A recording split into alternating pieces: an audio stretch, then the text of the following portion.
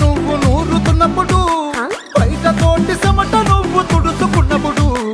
దండాన నీ సొక్కారేస్తున్నప్పుడు నీ ఒంటి వాసనతకు గుర్తొచ్చినప్పుడు రెండు చేతులెత్తి చుట్టూ మలిసినప్పుడు జెండు కత్తుకొని పడుకున్నప్పుడు అలసిపోయి నువ్వు ఆవలించినప్పుడు